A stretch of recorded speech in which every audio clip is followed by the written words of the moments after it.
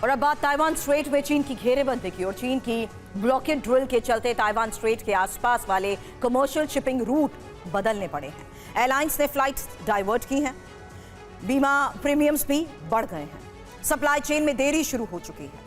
ये ड्रिल सिर्फ ताइवान के लिए नहीं, अमेरिका के लिए भी सीधा खतरा है।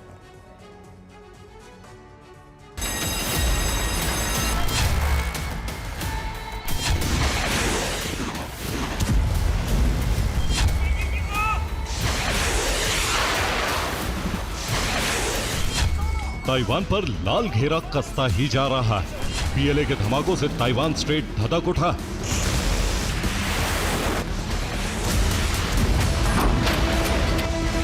चीन ने जस्टिस मिशन 2025 के तीसरे दिन ताइवान के चारों ओर युद्ध का फुल स्केल रिहर्सल किया, लेकिन ये धमाके बता रहे हैं कि सिर्फ ये रिहर्सल नहीं, दक्षिण चीन सागर में युद्ध का करंट दौड़ गया।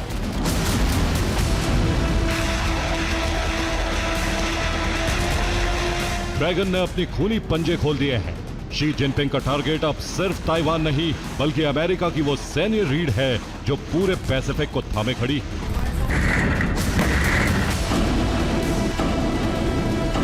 पीएलए के जस्टिस मिशन 2025 अभ्यास के तीसरे दिन के आंकड़े डराने वाले।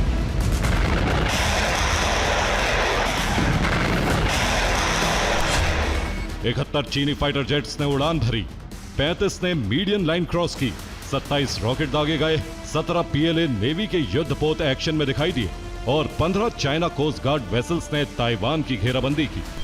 ये सिर्फ ताकत का प्रदर्शन नहीं, ये अमेरिका को संदेश है।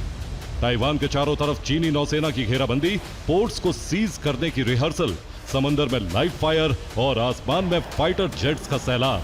ये किसी सामान्य वॉर रिहर्सल में नहीं हो सकता।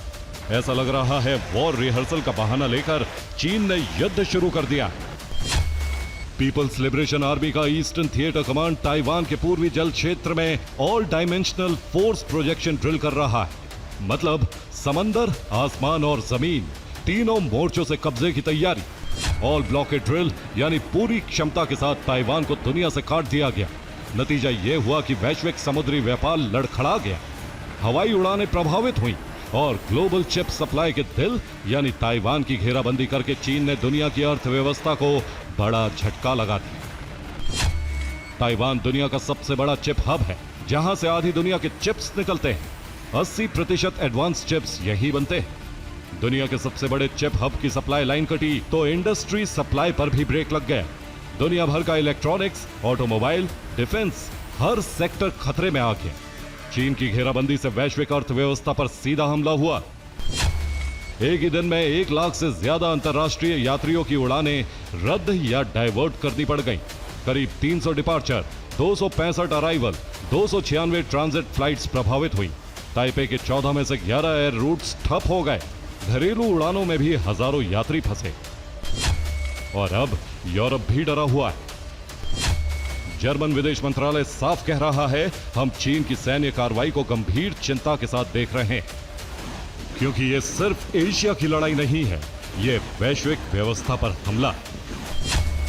अगर चीन ताइवान स्ट्रेट पर कंट्रोल कर लेता है तो दुनिया को $10 ट्रिलियन का झटका लग सकता है। वैश्विक जीडीपी का 10% तक उड़ सकता है, क्योंकि दुनिया का 20% समुद्री व्यापार इसी रास्ते से गुजरता है। अकेले अमेरिका को $1.6 ट्रिलियन का नुकसान होगा। दक्षिण पूर्व एशिया और ऑस्ट्रेलिया की अर्थव्यवस्था को 3 से 6% तक की चोट लग सकती है। अगर चीन ने ताइवान पर कब्जा कर लिया या घेराबंदी लंबे समय तक जारी रखी तो सेमीकंडक्टर की कीमतें आसमान छू लेंगी और दुनिया के सामने 2008 से भी बड़ा आर्थिक संकट आने का खतरा पैदा हो जाएगा। Bureau report, TV9 Bharatvarsh.